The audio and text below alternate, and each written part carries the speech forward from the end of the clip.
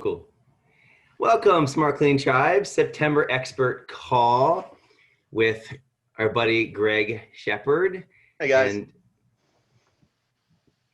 so Greg, Ellen there, I'm not sure where she is in your position. She's in the center of my box, and she's the one that introduced us. She had come across, you probably saw, you Yeah. just saw him on Facebook and saw some cool stuff that you were doing, and said, Ken, you need to connect with Greg. This is something I would love for our tribe to get into our brains.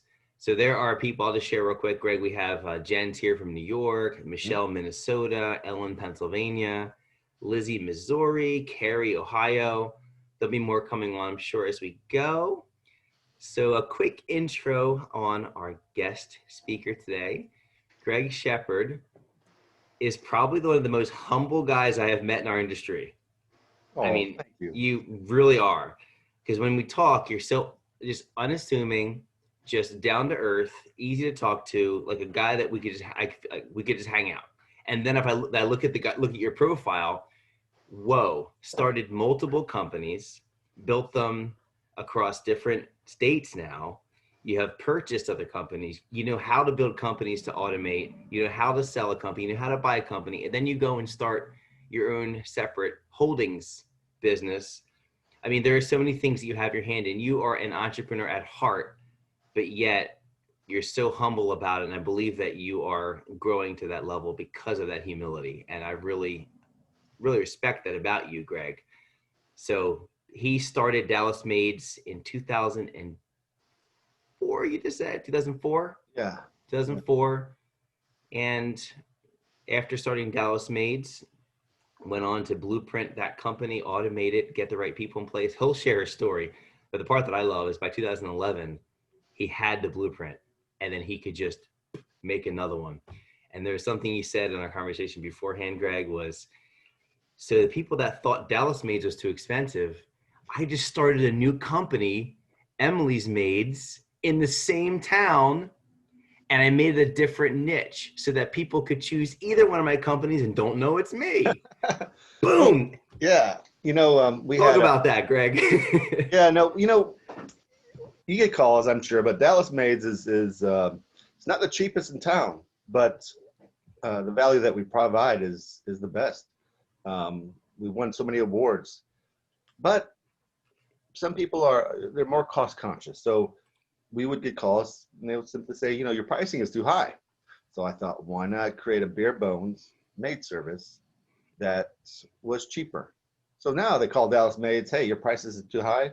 My staff just, simply say, you ought to check out Emily's. They have, lower pricing. And so it's a way to capture both markets, those willing to pay premium for an exceptional service, and then those who are, more cost conscious and, want to pay for a cheaper service. And if I just may, Greg, he challenged me and said, hey, Ken, do a quick Google search. Look what happens when you do a Google search. House cleaning Dallas. And this is in the same market, I'll have you know, as Buckets and Bows, Debbie Sardone. I mean, she's up the road from him. So just check this out. Forget these ads. Those are people that have to pay. The ads don't matter. Forget the ads. Come to the Map Pack. Oh, interesting. Dallas Maids #1, Emily's Maids #2, G Maids #3. Look at the organic reach of SEO. Oh, look at that. Your businesses are 1 and 2. Greg, what's up here? The great thing is that it's free. It's I don't understand why I don't have more competition. Well, I do sort of, but Dallas is a huge market. There's millions of people. There's thousands of maid services, and I did that myself. And I'm actually just thinking about starting in my own SEO service to help other maid services. But the secret, I think, is that when you're trying to rank in Google for your business, it's so simple. One, have a user-friendly website that has good copy, well written. Don't try to do anything you think would help you to rank. Google wants genuine websites that are, that provide users value. It's good at kind of determining who's trying to play the system. So be genuine, be honest, have a good website, have a good service, and that helps a lot with getting you ranked. That and getting a lot of backlinks from other sites that are perceived as high value by Google. But that takes some time. So we've been lucky. You know, the money that other maid services would spend on advertising, marketing, I get to reinvest that in my people and make sure they're paid what they're worth. Michelle, ask your question. I think it's a great question. Awesome, Greg. So do your employees work for both of your companies, or do you have separate employees for each company? They're separate companies, separate employees, separate office staff, everything's separate. Okay. But you run everything the same, just different niches? Actually, there's some differences. And by the way, let me go back. Having those two companies is great because actually, if one is short-staffed, I can have the other one take over. But they don't take over. It's simply if Dallas Maids is short-staffed, they'll pay Emily's to do a job. So you have that synergy there. Oh. What's the difference? Dallas Maids,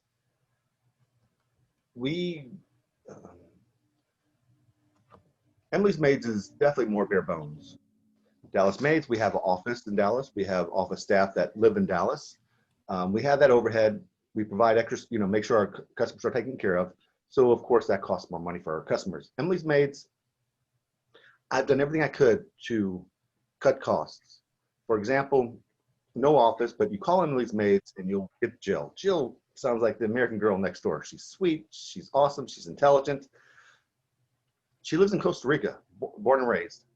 And I'm, with Emily's Maids, actually with a lot of things, I love leveraging overseas talent in countries where the living standard is not as high as U.S. Or not high, but rather the cost of living is not as high. Therefore, I can find the best talent, pay them above average for what they are, but yet pay a fraction of the price that I would otherwise have paid in the States.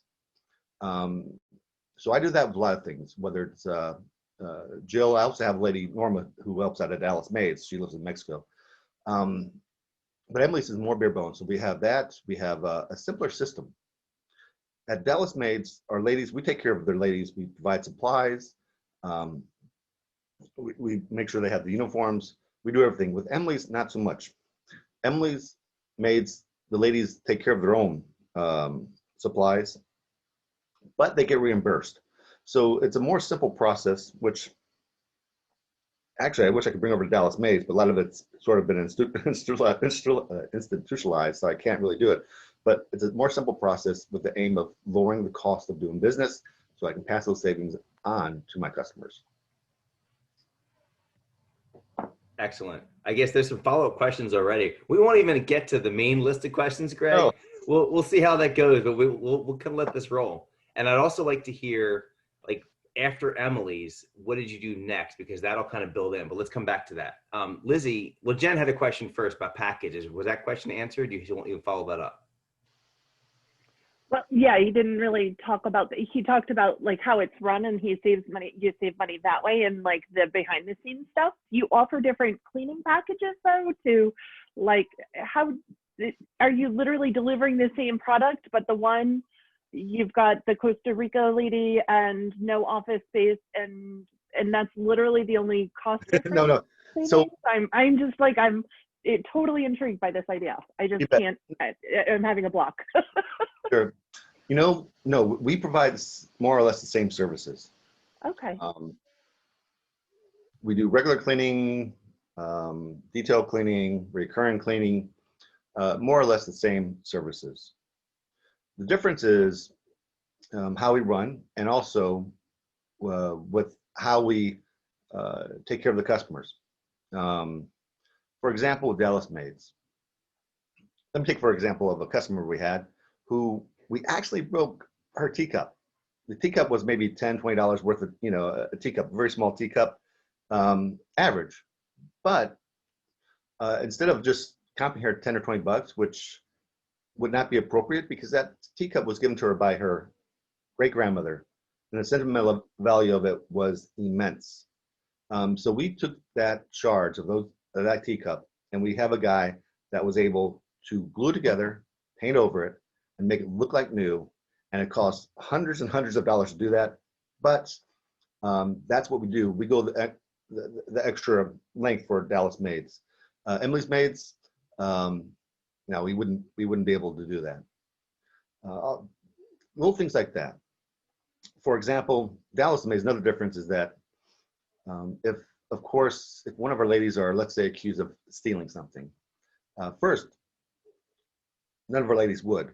When we hire people, we not only evaluate their work experience and their work ethic, but we also evaluate who they are on the inside. And we do that through some psychological tests and that are actually frightening, pretty accurate on determining if someone will steal, how well they'll work with people. So that's been invaluable when finding the right people. But things come up missing. And if it doesn't show up after 2 weeks, the ladies know that they can take a polygraph test and that will compensate them for the polygraph test. And that way they can show the customer, hey, I didn't do this. Here's a polygraph test. That saved our butt, a few times too. So things like that. Dallas Maids, we have all the bells and whistles. Emily's Maids is bare bones, I guess, in our service. I guess that's sort of oversimplification of it, but more or less that's how it is. Do they look more professional in Dallas Maids? Also, so they present themselves more. They have better cars. Like, is it all presentation as well? Good question. With Dallas Maids, we have the uniforms. We take care of all that. Emily's Maids wouldn't have uniforms for the longest time. We actually just got uniforms for the first time last year. Dallas Maids, we have company cars. Emily's Maids, they drive their own cars, but we compensate for gas. I've never heard this before. Have anyone else heard anyone do this? This is incredible. In any industry, I've not heard anyone do this. Oh.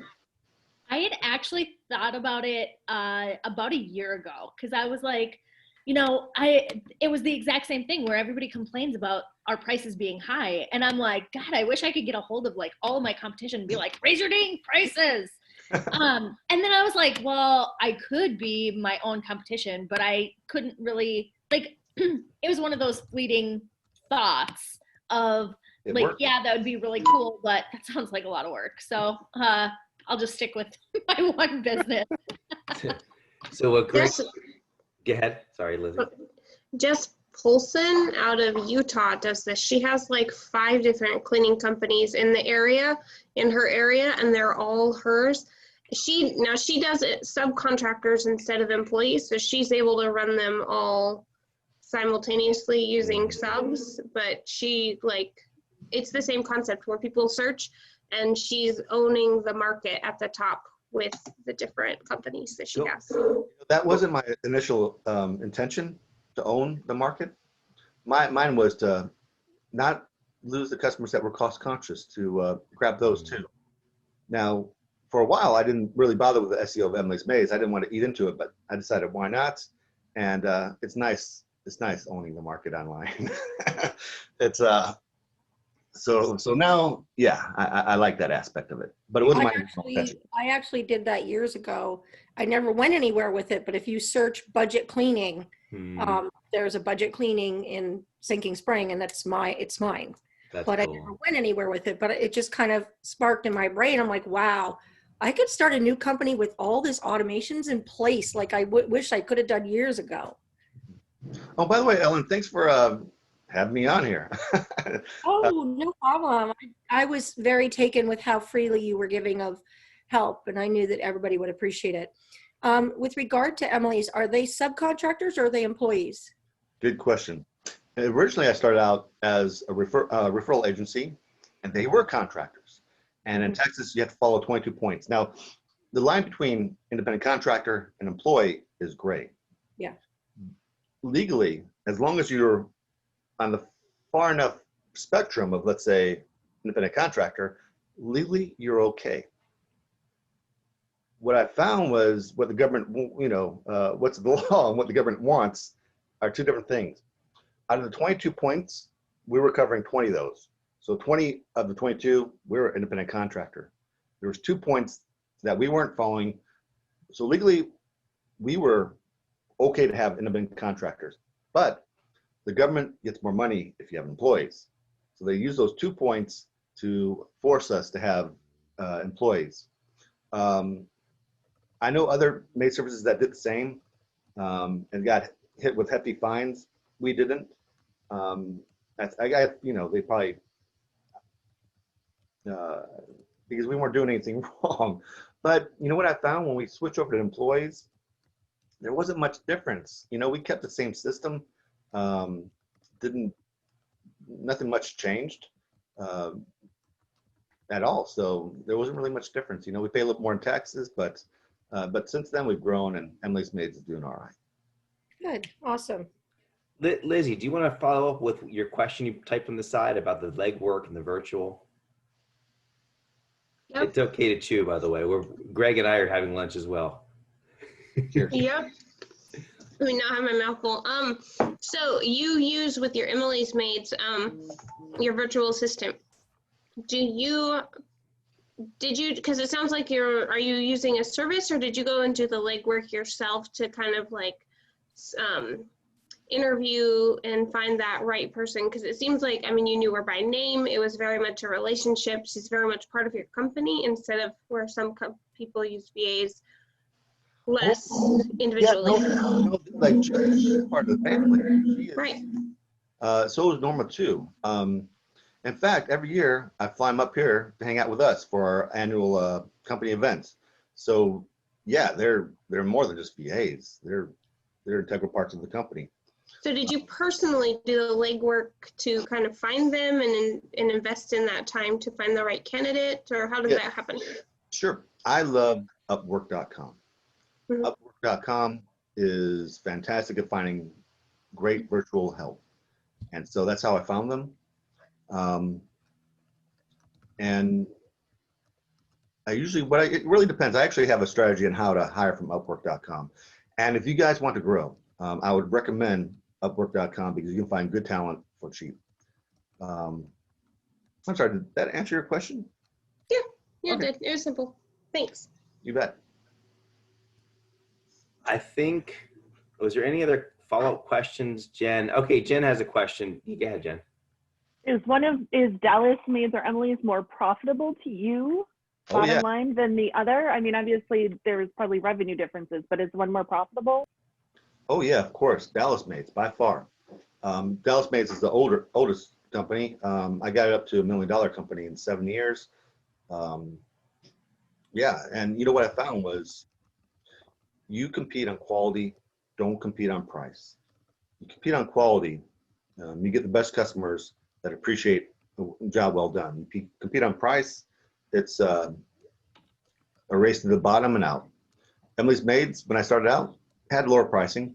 Now I've raised the pricing a bit more, and it's still lower than Dallas Maids, so they can say you still check out Emily's, but you're more profitable charging what you're worth.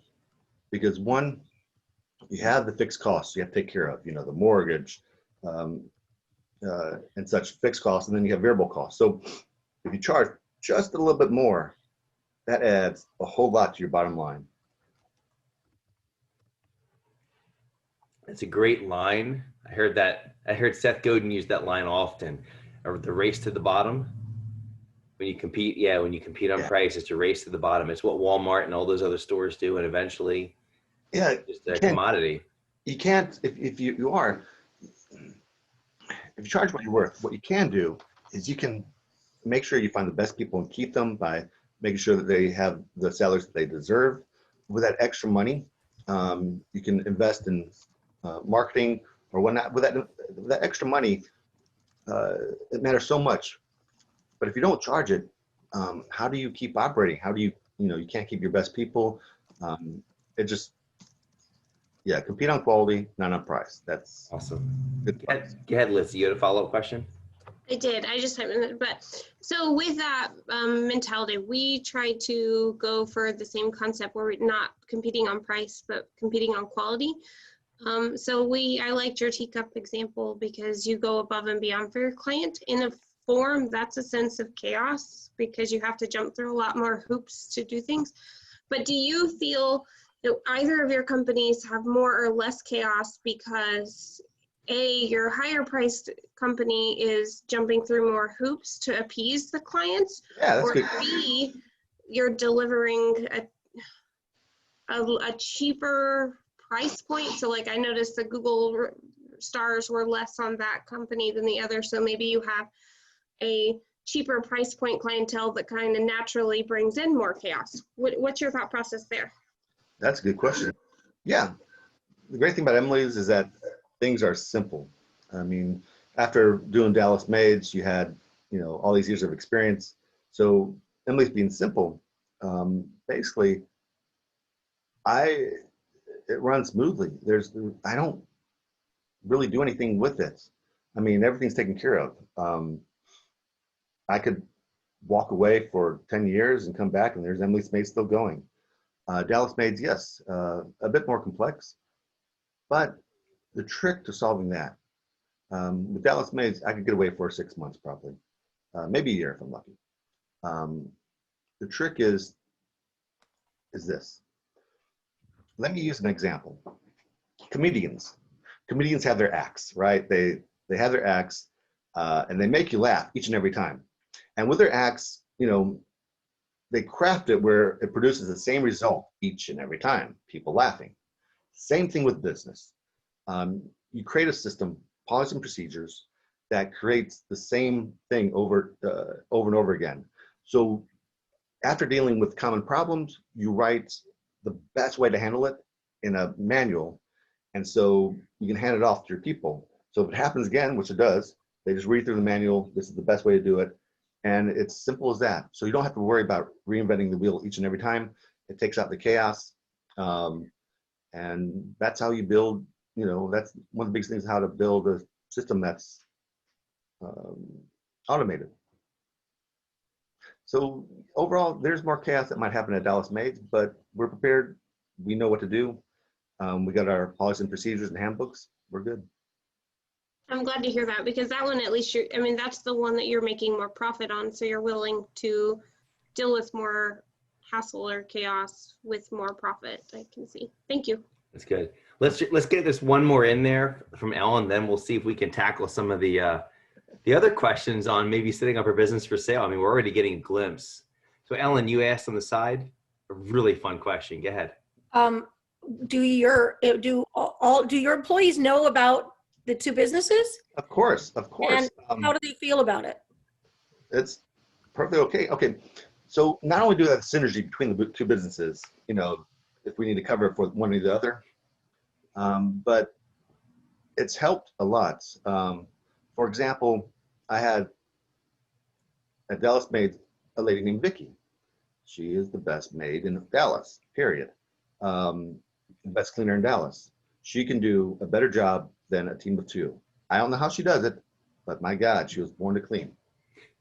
She's somewhat eccentric and sometimes hard to work along with, and she had some differences with the folks at Dallas Maids. Instead of losing her, I transferred her to Emily's, where she is now a rock star. So I was able to keep that amazing talent by having her go to Emily's. And yes, they both of them know I have two businesses, of course. How they feel about it, I don't know. I haven't asked them, but I'm sure they're okay with it. Cool. Is there like a promotion, a potential, like if they're in Emily's, do they stay in Emily's, they promote upward there? Or do they say, well, I could promote into Dallas if I get to a certain point? Is there a crossover at all? Oh yeah, either way, you know. I can't recall off my head, but I'm sure we've had folks from, we've had folks from Emily's go to Dallas Maids and vice versa. But mostly from Dallas Maids to Emily's because Dallas Maids is bigger. Yeah. It's makes things easier, which is nice. This is fun. All right, so Tribe, I'm gonna jump over to the questions that we got a few days ago that I sent over to Greg. So he's looked over them. Oh yes. Yes. If you want to look at the list, I have the list on the side here. Oh, I have it right here. Okay. Big questions. So we can just kind of go down through them and let the follow-ups go. We don't have to answer them all. I think big picture, if you want to just, Maybe if you want to just rattle through, okay, so here's what I did. After building Dallas, went to Emily's, and then this, and then I started, like, if you just tell your story more, it probably answers some of these questions. What do you think? Yeah, I can go. I'm sorry. I totally blanked out there. But I have the questions right here, and I just go right through them if you want. We can do it that way. Let's do it. And by the way, guys, I did a presentation for a mastermind group on how to buy and sell businesses. I posted all the details on Emily's Maid's blog. Just scroll through there, because if you're thinking about buying or selling, there's some valuable stuff there. For example, the lawyer vet agreement that I use, thing cost more than $2,000. You guys can use it for free if you ever decide to sell or buy. But let's start with the questions. All right. So what should you expect to pay per client when purchasing? That's a good question. And this is my philosophy. Why pay more for a client than you would otherwise have paid for on your own marketing efforts? So I would use your cost of client acquisition as the baseline to when looking to purchase other people's clients. Oh, does that answer your question?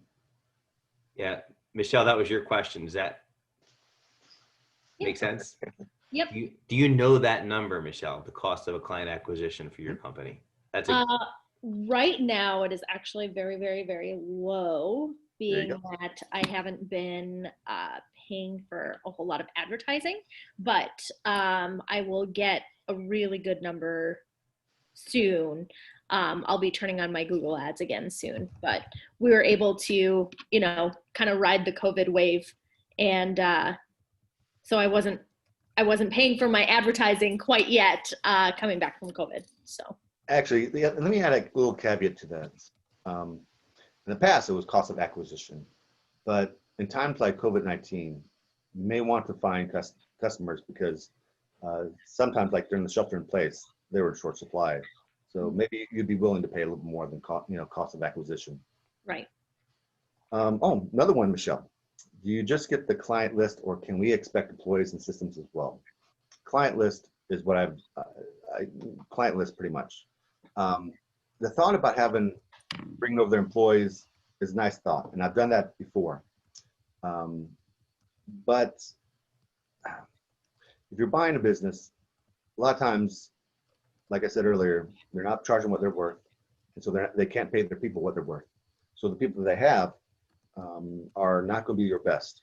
They're going to be mediocre at best. So no, other than Emily's, I think we had a couple that made it through, but all other examples, the workers didn't work out. The systems, no, you already have your own system. You don't need their system, but you have to consider their system, because the closer their system is to your system, the smoother the transition. The more different, not so much, for a few reasons. One, you want their customers, you don't want to do too many changes. People don't like changes, so your new customers won't like the changes. And if you're trying to bring over their employees, again, people are not usually comfortable with changes. So the more similar systems, the better. Another one by Michelle. Okay. When selling, how much do the systems add to the value? I feel like they would make sense for me to purchase a client list, but I want to make sure I'm setting my business up for the best possible value, even if I'm not selling. Okay. When selling, systems are everything. When selling, if you want to sell your business, you'll get a higher price by selling your entire business as a package, as an ongoing concern, than just selling your client list. And so if you want to sell your business and get the most money for it, you want to find people that want to break into your business that they're not already in the cleaning service, but are new. They need the system. They need your branding and all that to hop in. Systems are everything, because systems, if you have a good system, which allows for automation, allows for good results, a good product, it's more turnkey. It's more automated. So, for example, with Dallas Maids, if I wanted to sell Dallas Maids right now, I shouldn't have much problems because I can step away from Dallas Maids and my systems can take over. That provides a lot of value for the new owner. Otherwise, if I had a company where if I left for a week and everything would fall apart, I don't own a company, I own a job, and that would go far, far less. That's why having a good system is so important. Also, having a good system, it also lessens the risk of the business going under. So if you have a buyer and you have a system that works that doesn't rely on humans like you or your owner, there's less chance of it to go under. And when selling a business, I remember one broker told me the less risk you can have with passing that business on, the more price you can command for your business. Does that answer your question? Yes. All right. By the way, as an add-on to that, Greg, Yeah. so I share with you personally that I have gone through this as just a solo cleaning business, but I did sell my company. And it's not like, I was selling a job, but when I shopped my business around to other cleaning companies, it's exactly right. Where they only cared about the client list. And maybe the most I would have gotten for my 20 clients roughly was maybe $10,000-$15,000. And they were really good, long, loyal clients with great records. So maybe 20 tops. But then when I found someone, so instead of selling my cleaning list, I sold my entire business to someone that wasn't in the cleaning business at all. And he saw the value much differently.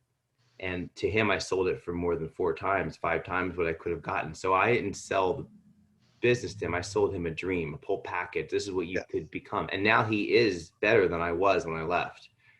But I love that strategy. Well, it makes sense. Like I said, if you're already in the business, you know how to do things. But yeah, selling the dream, that's a good way to sell it to somebody who's never in the cleaning industry or who's never had their own business. I've seen maid services command much more than what they're worth by doing that. So yeah, I've seen how much and how less maid services are sold for. So finding the right person like you did, you could do pretty well. Totally. Well, there's still a few more from Michelle. She dominated the questions list. She's a big thinker too, Greg. She's got like 9 businesses. Yeah. And by the way, this next one's a good question, Michelle. What are the benefits of setting your business up for sale, even if you don't plan on selling? Ooh, that is a good one. That's a great one. You know what? No reason other than knowing how much your business is actually worth. And why would you want to know how much your business is worth? It's important, with other information, like, you're working with a bank to get loans or whatnot. You need to figure out how much your business, your net your assets are worth. That's the only thing I could think of. But ultimately, how much your business is worth depends on what the buyer will pay for it. And that's pretty hard because I've seen, similar businesses go for radically different pricing.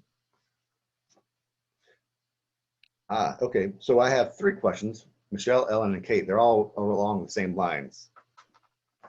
So Michelle asks, what can I do to ensure I get top dollar? Same thing with Ellen. How do we get the most money when selling a business? And Kate, what things can we have in place or be doing to make it more valuable? So all along the same things. All right. This first, assets. And you have to look at your assets and then you have to look at the intangibles.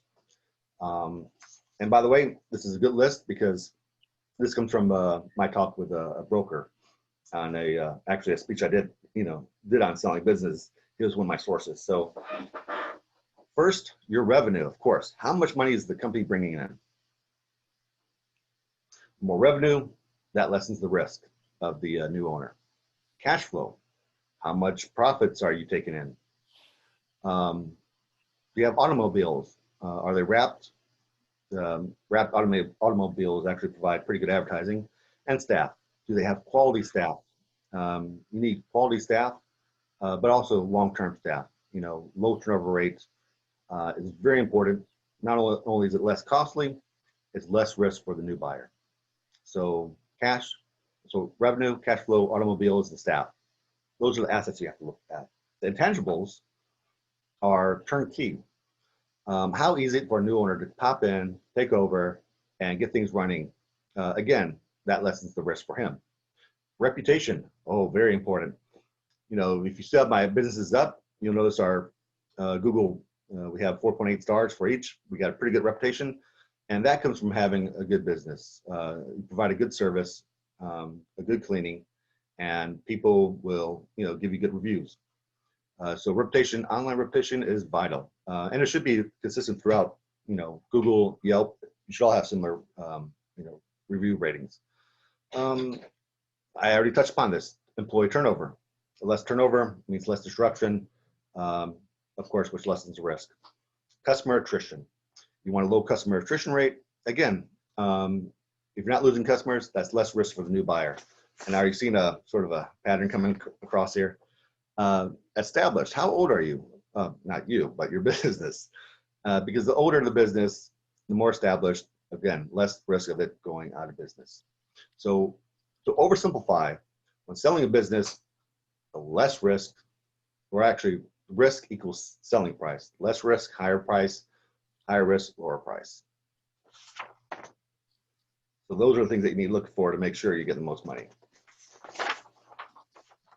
Does anyone want to dig into any one of those areas deeper? Or ask, like, that was a beautiful list. And Greg, I remember when I was doing mine, and again, it's just a small version of what you're doing, but I found something like what you went through was like 9 points. And then based on those 9 points, you go through a grading system on where you are, and then I gave myself a weighted average score from those 9 points, and that determined what my profit multiplier would be for for what the company would be worth. And for me, it worked out to be just under 3. And then I did, comps on buy, biz, sell, but I had that list of 9. And obviously for the ones that was employees, like I ranked pretty low because I was solo, but there's a bunch of other ones that were high made up for it. Is there anything that anyone here wants to dig into more on that list? Feel free, raise your hand, speak up. If not, we'll let Greg keep rolling. Okay, guess not. Okay. And this is Michelle and Kate. They had similar questions. How do you value your business? How do you know what it's worth? And what is the average sale price? Okay, the average sale price is, you can probably expect 2 to 3 times your earnings, maybe 4 times if you're really good and really lucky. So that's what you can expect. But going back, it really matters how much buyers are willing to pay for it. The most I've seen or I've heard something go for was the owner who lived in Austin had a great maid service, sold it for 4.5 times what it was worth. And that's exceptional, or rather 4.5 times her earnings. She had a great reputation online. She had her systems, been established, and she went through a broker. So of course, she sold it for 4.5 times, but some of that money went to the broker, but it was well worth it. So selling, if you have a large business, that might be the way to go, through a broker. But typically it's 2, maybe 3 times worth your earnings. The irony is that if you have a great business, $1 million business that has a great reputation, that has great systems, runs by itself, and you can, retire and have that steady income come in over and over again without you doing much of anything, why would you want to sell for maybe for 4 years of your earnings when you could have that just continually bring in passive income? Which, by the way, if you're buying a business, you'll be walking away more than you would to actually stay and actually buy it, because people who want to sell their business are usually have reasons for getting out of it, which usually I've found is that they don't charge what they're worth. And so a lot of times I've had to walk away. Most times I've had to walk away when someone had approached me to sell their business. Any questions? Did I answer that question? All right. Yeah, I think so. Oh, well, before we even continue, so you're selling your business. The perfect litmus test to determine the value of your business is when you go to the bank, well, not you, but if you find a buyer and they go to the bank to get a loan to buy your business. If the loan approves of the loan, the bank approves of the loan, you know you got a good number. If the bank doesn't approve of the loan, you know that what you're trying to sell it for is overvalued. So whether the bank approves the buyer's loan or not, that's a perfect litmus test to actually see what it's worth. This one question comes from Ellen. With regard to no selling, but with regard to no selling or not selling, but stepping away totally, how does one ensure that those who are running the business don't run it into the ground? Oh, that's a good question. Okay, first, of course, you want to find people that have a good work ethic, but you want to find people with a good heart. You can't hire one without the other. So it comes from finding the right people in the beginning. When I did the hiring, when I was more involved in my business, and I interviewed, the staff or the job candidates, I had read a lot of books on how to read people, body language, even some books on interrogation, but pretty much knowing how to read people, their nonverbal cues, so you can actually determine if this person will be a good worker and whether they're a good person. Stepping away, I had to find a replacement because I can't transfer that knowledge onto my people. I now use the steering group. They provide a personality test, an assessment test, rather, is what they call it. And if you're going to hire somebody and it looks like they're a perfect job candidate, you have them take that the assessment, and it'll tell you everything you need to know about who they are as a person. And so you can avoid those that might cause drama or theft or whatnot, while knowing for those that look like a perfect candidate, you can tell if they are a perfect candidate and go forward with the hire. So it all comes with hiring the right people. What was the name of that group again? Oh yeah, the steering group. I think I would Google Orion survey, Orion as in the constellation Orion survey, the steering group, and that should bring up their website. So 1, find the right people. 2, as I said before, have systems that are able to automate and produce the same quality result over and over again. Those are the 2 things you need to look at. And once you have that, then you should be good. But I just remembered a story. Okay. When I started Dallas Maids, I wanted it to grow big. I wanted to have a system of business. And so I knew automation was key. I forced myself to automate by doing this one little trick, and it worked. I gave myself, after 4 years, I bought tickets to Bali. And so my goal was take a year off, travel the world. That forced me to automate my systems. That forced me, I had to figure this out by January 8th, 2008 or something, but I had to figure it out before I left the country.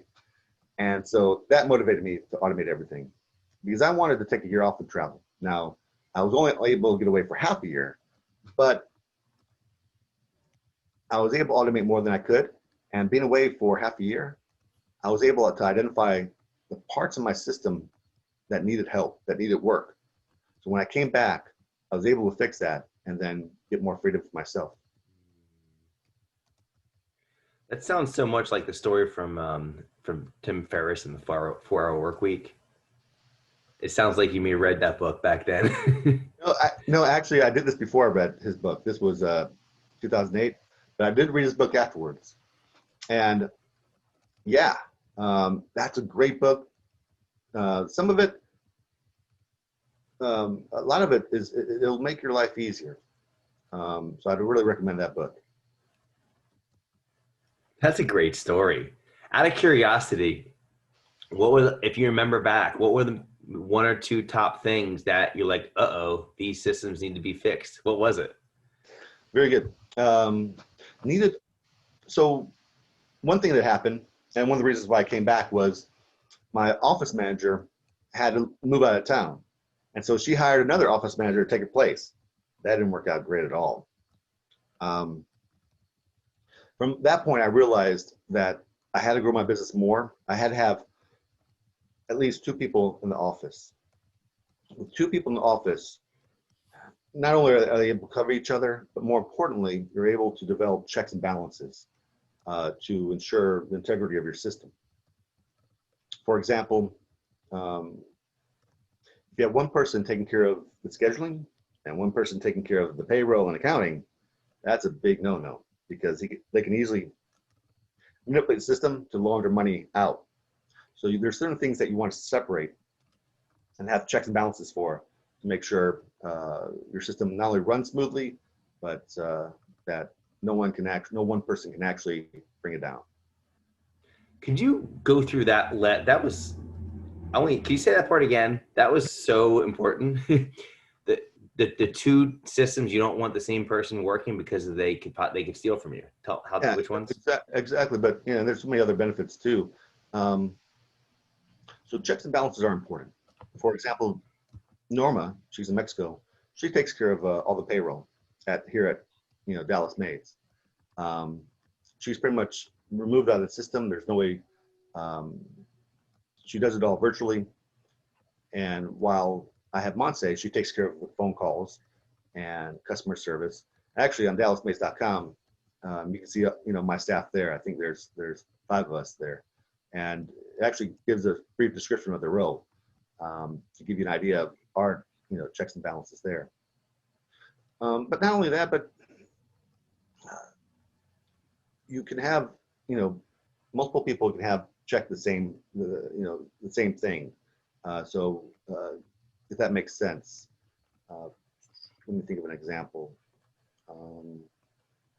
Have 2 people check payroll. That's a good one, and sign off on payroll. That way, not only are you reducing the chance of mistakes, you have 2 people looking at the payroll before they send it on to your accountant to issue the checks. So you have that second pair of eyes to make sure no one's getting a second check. So that was your biggest takeaway from when you came back from Thailand. It was, What's another one? You remember? It's over a decade ago. Yeah. I don't recall, actually. I know there's a few things that I had to work on and that I made the correction to more automate the system. I can't really think right now off the top of my head, but there were a few things. Okay. And, if you do the same thing, which I highly recommend, I'm sure you'll find the same or different things for your own system. Let me ask a question from the opposite side. Mm-hmm. You forced a sense of urgency on yourself. Many of us, that's like we do SMART goals in here, and we're making something with a time deadline, but something that's still achievable and realistic. Had you not done that, if you did not put that deadline on yourself, how much longer do you think it would have taken you, or do you think you might not have done it? It would have taken me longer, no doubt. And yeah, you're right. You got to have a way to put deadlines. Deadlines with goals. You got to have goals, and you got to have, of course, not only do you have to have goals, but you have to have deadlines to make sure they're completed. So that's very important.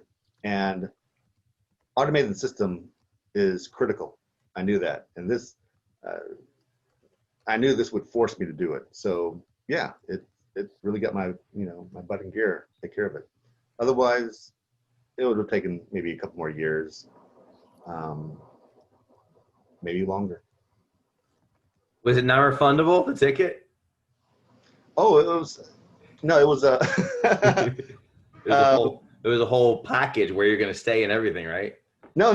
I did the backpacking thing, which I used to do a lot when I was single, but now I'm married and not so much. But basically, you grab a backpack, passport, and you just fly over somewhere, and then from there you just keep on going.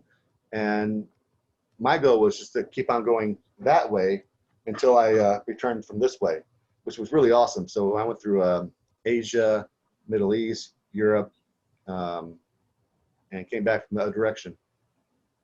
That is so cool. 6 months of that, you said? Did you ride the elephants? No. Backpacking is great. You know, you didn't ride any elephants, but when you backpack, you meet other backpackers. It's sort of like a subculture. I don't know if anybody has actually been backpacking before. I have. And the great thing is the people you meet, and you learn where to go, and you're able to experience the actual culture, to live it. You know, I would read a book on the history of a country before I would go to it, so I would know the history and the people. Yeah. And it's one of the most amazing feelings of freedom that you know, that you can have. I did the same. I did 30 days in Europe after college, backpacking. Yeah. I mean, you're right. It was amazing. Europass, of course. Yeah, I had a Europass and the Let's Go Europe book from 2000 to 20 years ago. That was a great experience. 2000, oh, wow. Yeah, there was no euro currency. It was individual countries still. I know. That is so cool. I guess the next question, you just blazed through these. You're going to give us some more time to ask questions on the back end. Oh, yeah. Love it. Sorry. Any questions? I think everyone's kind of like, they're usually a very engaged question asking group, but I think everyone's in deep thought. Is that kind of what it is? Everyone's just like, is everyone's mind still blown about the two companies in one city? Is that what's going on? Yeah. Oh, yeah. By the way, I wrote a blog post on Emily's Maids about, I think I mentioned how to buy, sell business. So it's all there, what I'm saying. So if you want to go back and reference that. I put that in my notes. I'll get the link for that and I'll send it out to everyone. So you guys, I'll put that in my, yep. All right. Next question by Ellen. What financials are needed when selling, and how far back do you need to go? You know, 2 years at least. 3 years would be better, 4 years, but usually 2 to 4 years, but at least 2 years for sure. And a couple more questions. Kate asked, which financials? A little more specific, if you don't mind. Oh. Like, so 2 to 4 years. Yeah. Which ones? Tax returns. Tax returns, your annual tax returns, pretty much. Thank you. Yeah, thanks, Ken, for bringing that up. Yeah, yeah, it's important. I mean, you run as LLC or S Corps out of curiosity. LLC is the best way for most small businesses. Can you talk to that? This wasn't a question. I'd be interested in hearing this. I run as an S Corp. I hear the LLC versus S Corp versus DV. I mean, do you have, as far as the context of buying and selling, can you share what and why? Well, you know, LLC, I think for accounting purposes, it's seen as an S Corp by the government, but an LLC is the best. It's made for small businesses, and getting incorporated is very important. One, it protects your assets, your personal assets rather. So if something bad happens and someone decides to sue you for whatever, they can't. If they're suing you personally, they can't touch your business. If they're suing your business, they can't touch your personal assets. I took it a step further with Shepard Holdings. So I have Dallas Maids, LLC, Emily's Maids, actually Emily's Personnel Service, LLC, Memphis Maids, and Shepard Holdings, LLC.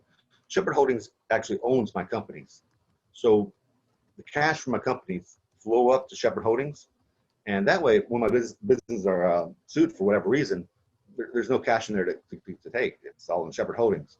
And with Shepard Holdings, it's pretty much just that, a holding company. It holds my businesses, my real estate investments, my securities, So it's basically a way to extra layer to protect myself and assets. So LLC, yes. If you don't have one, get one. And the S Corp mainly just protects you against paying more taxes. It's a tax shelter. Yeah, I'm not really quite sure. That's probably a better question from, Yeah. I could ask my CPA. Yeah, well, I was curious, but from the perspective of you're looking to sell your business, does it matter if it's an LLC versus S Corp as long as the financials are solid? Depends. I think it really depends. For example, if you're selling the whole business as a going concern to someone new to the industry wanting to jump in, LLC would probably be the best way to go. You hand over the LLC with, your clients, your employees, your branding, website, phone numbers, all that. Yes, in that case, definitely want an LLC. If you're selling to a house cleaning service, they don't need the LLC. They don't need the your phone numbers, website. They don't need your branding. All they want is your clients. So it's an asset purchase. So there's no value with the LLC there. They'll just purchase the assets that they want, and the LLC will be dissolved. Awesome. Yeah. Ellen, does that answer that financials question for you? Yeah. Well, because I suck at financials. So. Oh, you did suck at financials. Now you're a rock star. I'm not a wizard yet, but I just really needed to know that. Question, if you don't mind going back a second about, Sure. walking away and having residual income. Do you find, or do you feel, or what would, I was thinking of possibly, I want to do this at some point in time. And I was wondering how, if people give, you want to compensate the person that you're depending on the most to run the business. So do you give them possibly a profit share? Yes. Okay. All right. Because I wasn't Yes. sure. Because go ahead. I do that right now. That's a really good question. Dallas Maids and Emily's Maids, for my office staff, profit sharing based on the profits every quarter. So they share in the reward of the business. The business grows, makes more profit. They have a bigger paycheck. And I would do that for all aspects of your business, not only from the office staff, but for your actual cleaners, if you have any cleaners. You make their pay, their bonuses based on their performance. We use a lot of metrics. One of the biggest ones, of course, is the customer feedback. We make it really easy for customers to give us feedback. And with that, that affects their pay. Did the team get a great review on Google or Yelp? That affects their pay, of course, for more. So pay for performance, that's the way to go. And going back to your office staff, yes. If you want them to be invested in your business, and that's the way to go. Actually, I remember a meeting a gentleman, Englishman, on my travels, and he had a little small, beach resort on some, island far, far away. And what he did was he had a touring company in London, a bus tour company. His 3 managers, and I thought this was very intelligent. He gave partial ownership to 3 managers. And all he asked for was, I don't know how much he asked for, let's say 200,000 pounds per year. You pay me 200,000 pounds per year, adjust for inflation, of course, and the rest of the money goes to you guys. So that was ingenious because, one, he can, lay back at his little resort and not worry about a thing in the world, knowing that his 3 managers we brought in as partners has all the motivation to work together to make a profit, and there's no motivation or no incentive for them to steal from the company because they would be stealing from themselves. Wow. I thought that was awesome. Did he remove himself from being a partner and only Um, put himself on payroll? all I know is that he collects a great amount, sum each year, and he found himself a local, you know, uh, girl to marry and had a kid, and he's just living it up, and not a worry in the world. Um, and yeah, you know what? His business may have grown. He may have missed out of some profits, but you know what? I frankly, not to worry about all that and just kick back. I think it's well worth not worrying about making more money. If you feel comfortable sharing, because I have no idea, what percentage are we talking about as far as giving your office staff a percentage of the profits? Good point. Good question. I guess it really depends. They can go to the extreme. I know one owner gave his office manager like 25% ownership in the company, so that was pretty generous, and it gives them more freedom. With me, I always start with, it'll be like a low amount. It will say 1 or 2, 3% profits, and as time goes by and my staff proves themselves and they do a great job, that goes up. For example, me and my wife are planning about moving away from Texas, and when I do, it's going to be my interest to give actually a percentage of ownership to my staff, my office staff. That way, even though I can get away right now, but by doing that, by bringing them in as part owners, I won't have to worry about much, and I'll be able to actually live out of the state or country, and yeah. So just to clarify, so you start out at you're sharing profits. They're not owners at that point. You're just sharing the profits, but then you bring them in as partners in the business at the next level. Am I hearing that right? Ken, I'm so sorry. You just broke up there. Oh, I did?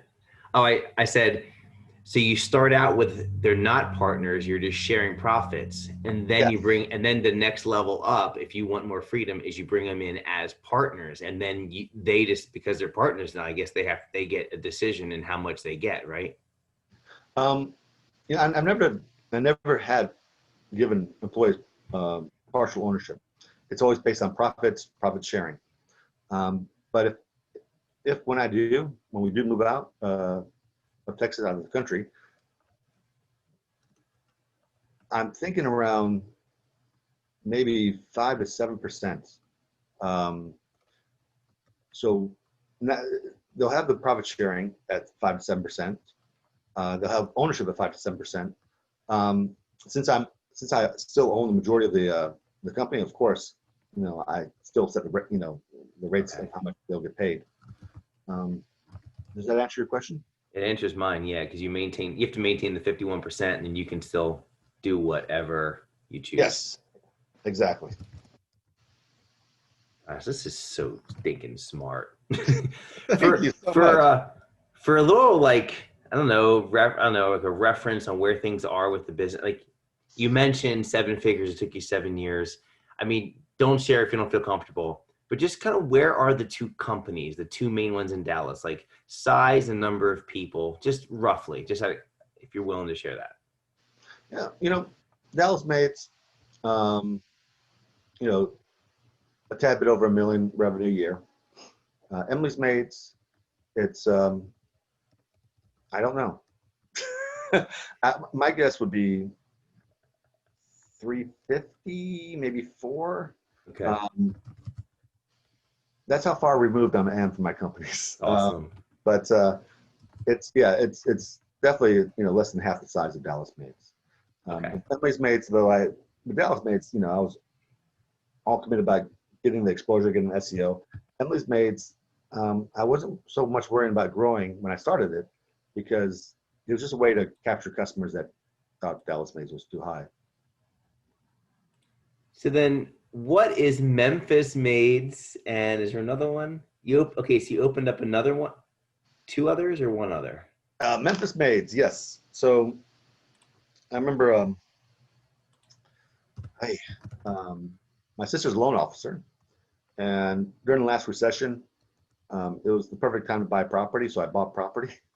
Uh, and I went to my sister to get the loan, and I guess she saw what I was worth and thought, "Hey, let's do a maid service together."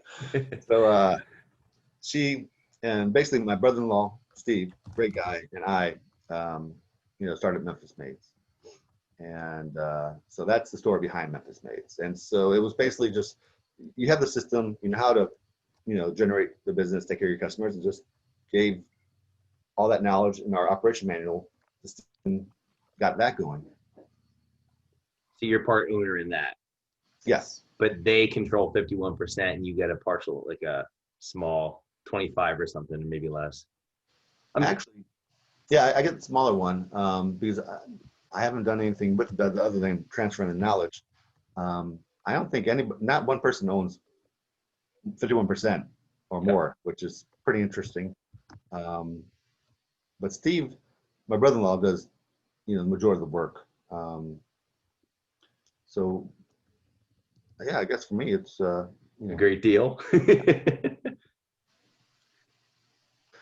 and yeah, so Dallas Maids, Emily's Maids, Memphis Maids, Shepard Holdings, and Clean SEO is I guess my 5 businesses. Nice. You want to dive into these last couple? I mean, you knocked out so many, like rapid fire. Let's see here. Where do we advertise? Kate has one on advertising.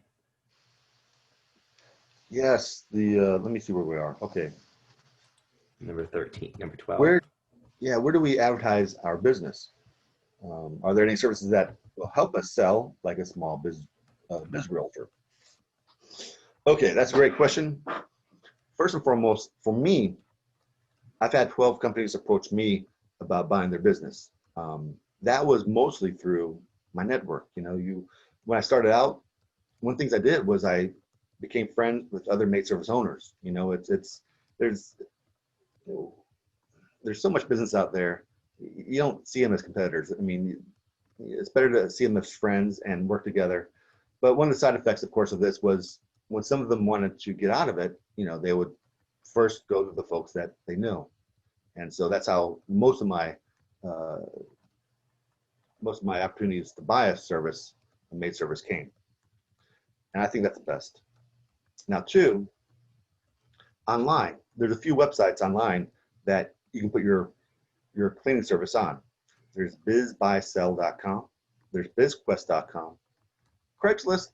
I don't know these days about Craigslist. I don't know how it's doing, but I know in the past, I knew about a few deals that went through Craigslist where people placed their maid service on Craigslist and actually found a buyer. Facebook Marketplace. That's relatively new. I don't know how that would work, but that would probably be a great place to put your house cleaning service for sale. So basically online, find every place you can find, post your house cleaning service and post it there. Play the numbers game.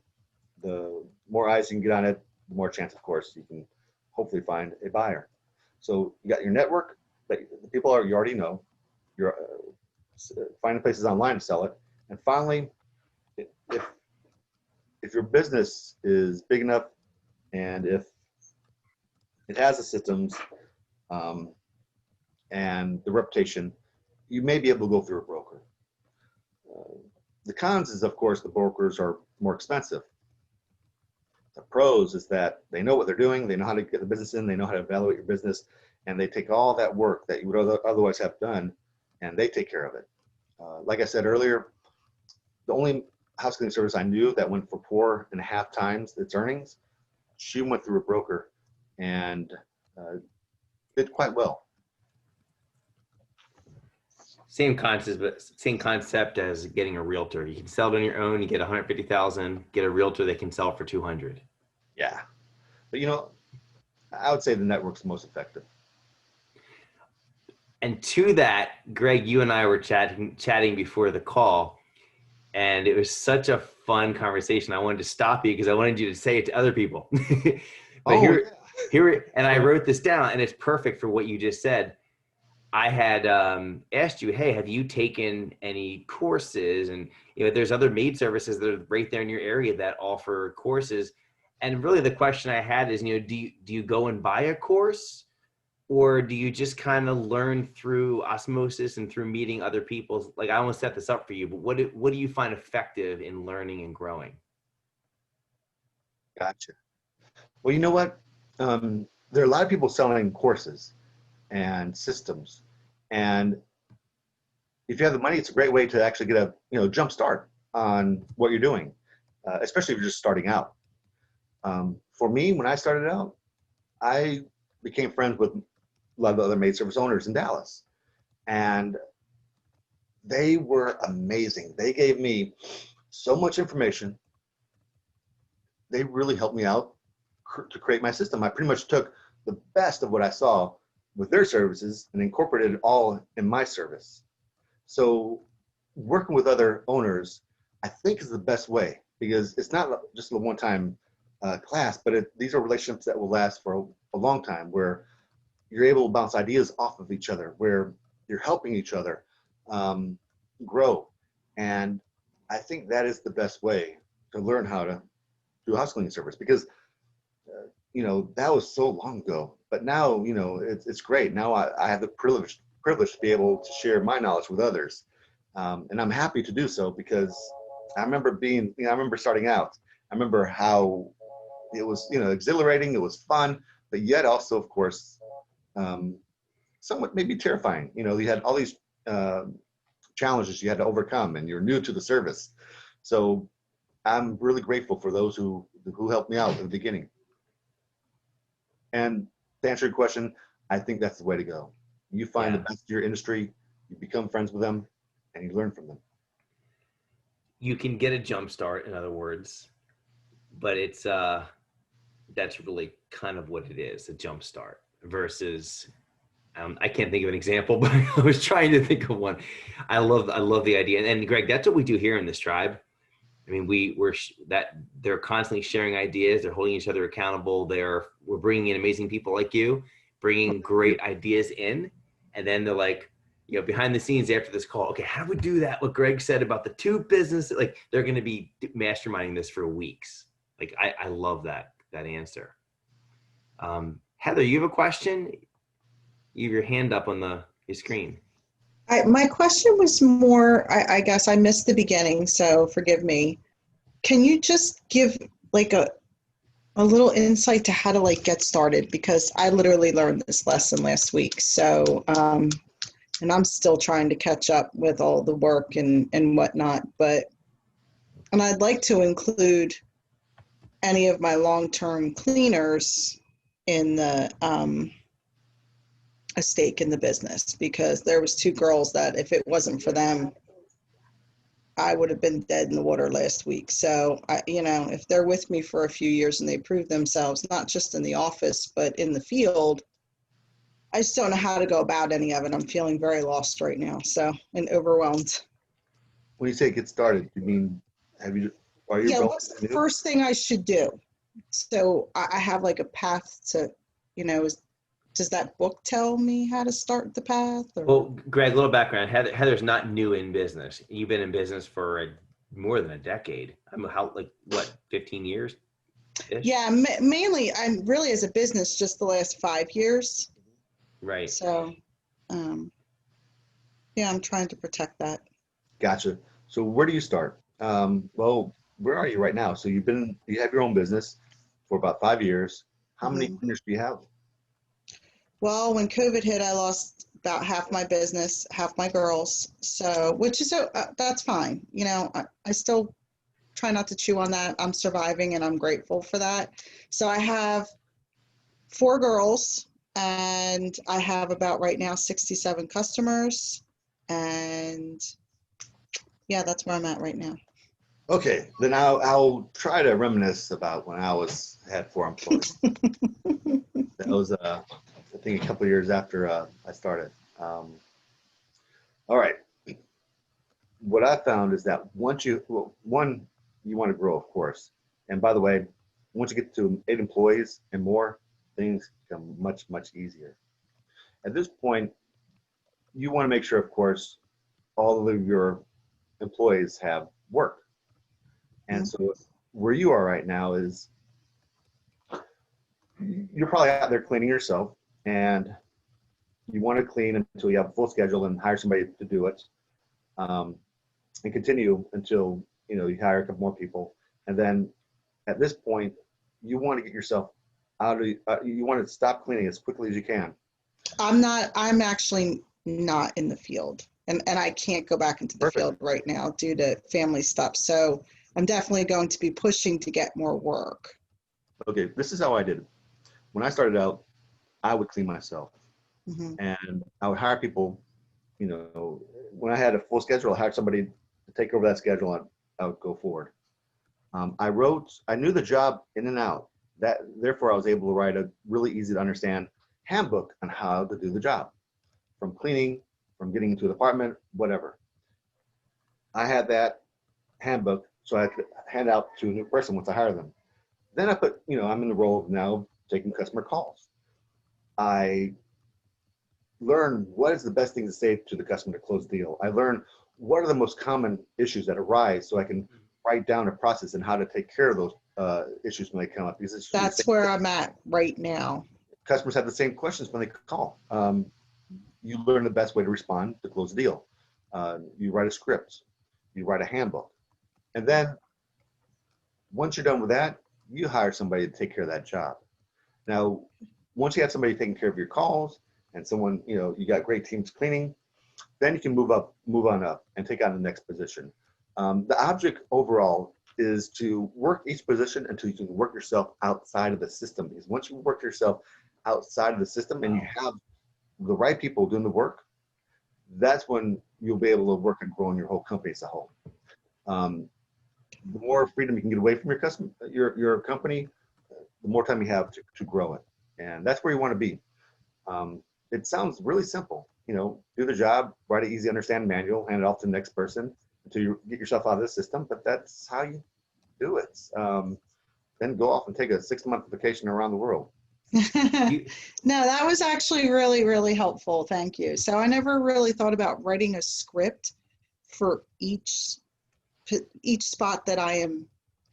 Although my company is half what it was, in a way it was, I don't want to say it's a blessing, but I mean, I had like 9 employees right when COVID hit, but I did not have any of this set up. So this is obviously what I need to do.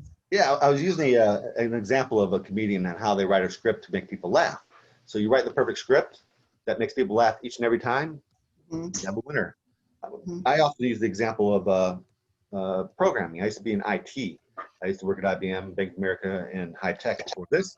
And building your systems is like writing a program, a software program.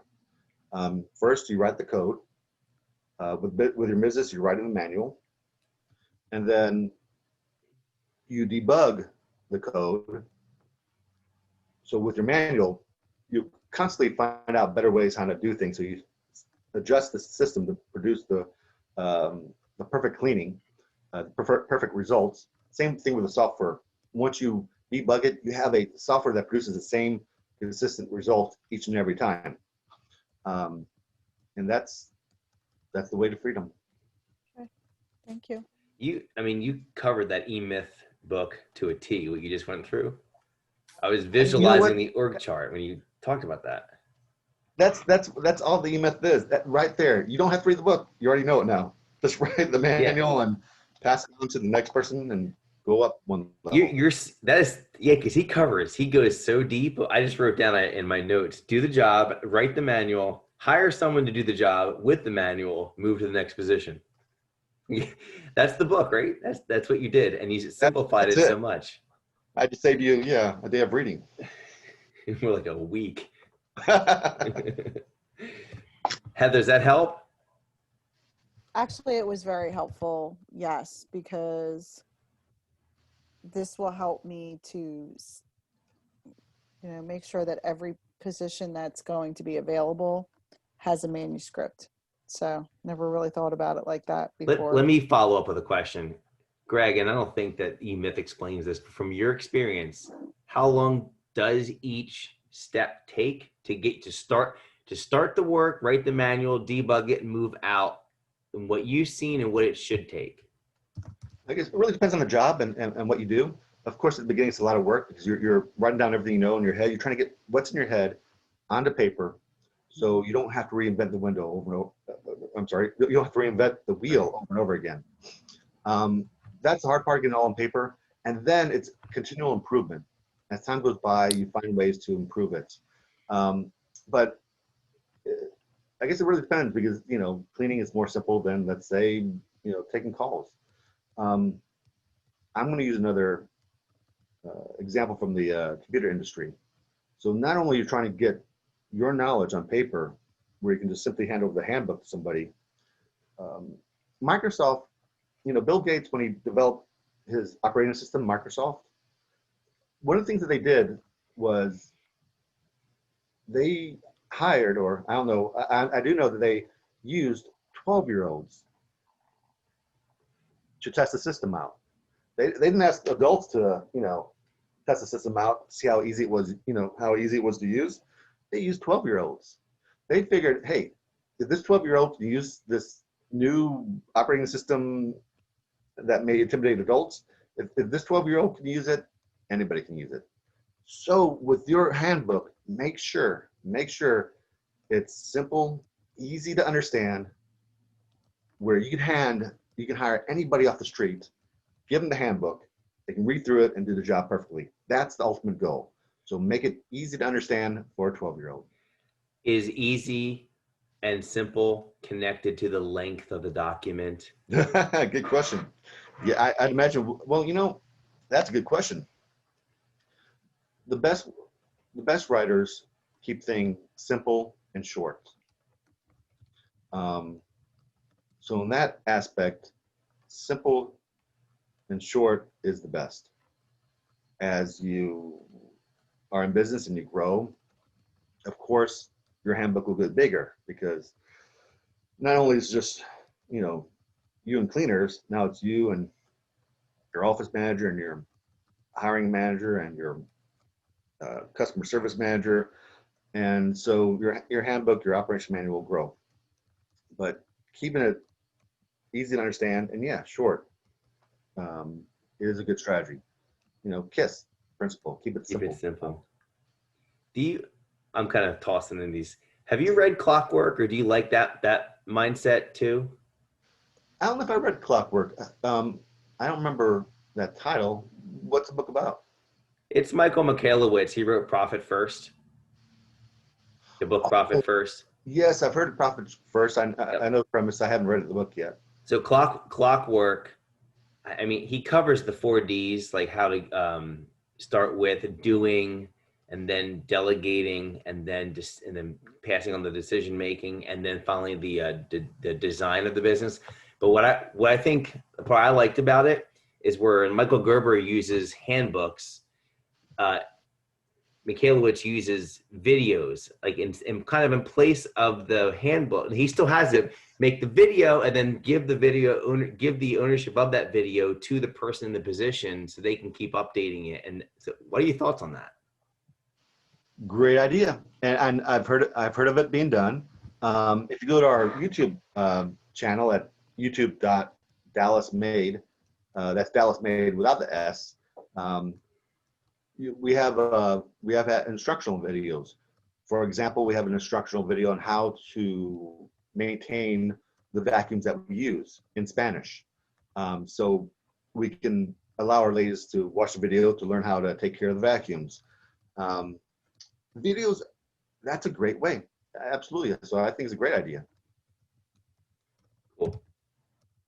We are at the 2:30 my time, 1.5 hours. I think you have been answering questions nonstop and going through this. It's been fun. Yeah, I mean, I'm loving it. I got my notes aren't simple. They're not KISS. I'm gonna have to kind of clean it up before I post it. This has been so much fun. Are you good for like a few more minutes in case there's any final questions? Yeah, absolutely. Okay, cool.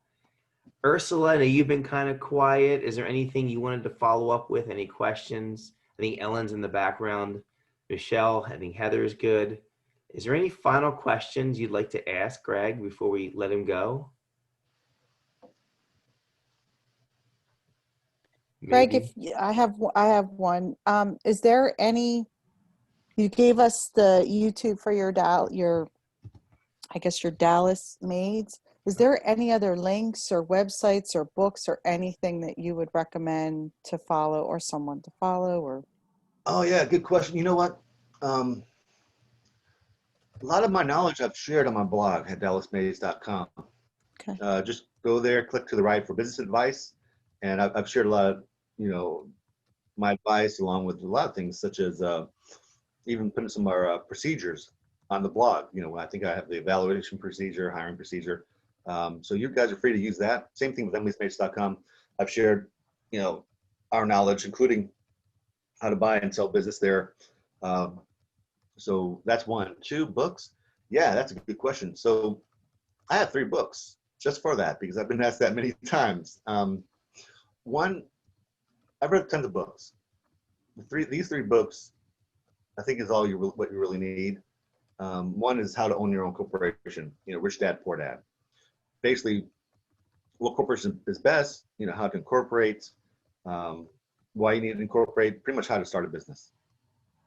2, in addition to knowing how to start a business, the most important part actually is reprogramming your mind because you are your own worst enemy. You have to change how your mind works. Secrets of the Millionaire Mind by Ecker. A lot of neurolinguistic programming in that book, but basically, good book on how to reprogram your mind for success. And finally, 1 second, let me look over there. Oh yeah, I have the the 4-Hour Work Week. The 4-Hour Work Week by Timothy Ferriss. So not only do you have to know how to start your business, and you need to know how to reprogram your mind, you have to work smart. And work smart meaning is finding ways how to delegate responsibilities, how to use your time most efficiently. Because ultimately, the best thing about having a cleaning service is not the money; it's the freedom to be able to spend time with your family, your friends, to take your wife and kids 2-3 months away on a nice little vacation. That's the best thing about having a business is the freedom, and knowing how to use your time wisely and delegate. A lot of that, you'll find a lot of good tips in the 4-Hour Work Week. Okay, thank you. I definitely need to learn how to use my time more wisely. So, yeah. We all do. Mm-hmm. And even though Greg seems like he has it all together, I'm sure he would admit to the same. Even at your level, do you still feel you can be better? Oh yeah, of course. Tons of things I could do better. That will never change, and it shouldn't change. I don't think. So yeah, I guess, for example, you automate your business. You have some extra time. You get bored. Start another business. That's what I did. I like how it's just like start another business. Huh? Oh, he knows how to do it. He's good I at know it. that's fine. I hope to get to that point. I really do. So backtracking for me, again, I don't want to say it's a godsend, but it's definitely been a very good learning lesson. So when I get back to where I was, I'll be at a much better place all across the board. Right. So. Yeah, just know that you already have everything within yourself to succeed. You're just starting out. You probably have a lot of questions, uncertainties. You wonder if you can do it. Just know you really do have everything within yourself to succeed. And just well, I know I'll succeed. I just want to not make a lot of mistakes along the way. So this is helpful. Because I am my own worst critic. So I understand that, but it's sink or swim, and I'm never about sinking. So it's all good. Greg, before I have you jump off, I have a fun final question for you. All right, shoot. So Greg's got a 5, almost 6-year-old and another one on the way. I heard you mention going to Texas. I heard you mention the whole 6 months in Thailand. What is next for you? What is the next big dream or goal for you and your family in relation to business? I would love to hear how your mind works. Yeah, I'll tell you. You know, that was great to be able to travel the world nonchalantly, to experience another perspective. You learn so much, you get a healthy worldly perspective by traveling. This is exactly what I am going to do when my second daughter is old enough. I'm maybe 10 years old or so. I'm going to buy a yacht, a seafaring yacht, and we're going to sail the ocean. We're going to go down through Panama Canal. We're going to go island jumping, you know, from one island to next go to New Zealand, visit where my wife had gone to school, Asia. We're going to do around the world sail trip in a boat, 1 year, and then come back, sell the boat, and get back to life. That's the goal I want to do for my family. That was sick, man. Oh my goodness. We got to stop on that. That's just too good. We can't talk cleaning again now. That was awesome. You learn so much when you travel, you know, you really do. I love it. Well, Greg, thank you. We went even almost 10 minutes over. Thank you so much for coming on to our tribe and answering questions. And I really believe that you helped us with the mindset more than anything, not the specific, the details of, okay, how do you do this? You really I think you showed us what's possible here, you know, because I think, you know, you and I were talking before the call, people can get so trapped in their own minds.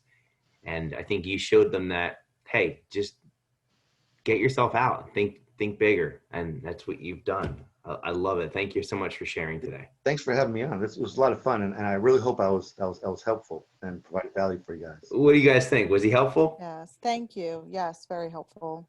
Awesome. All right. And to everyone else, I will put the links and I will put this in the notes. But again, Greg, thank you so much. You bet. Thank you, All right. Greg. Thanks for having me on. Bye. Bye-bye. Okay. I'll see you guys. Bye.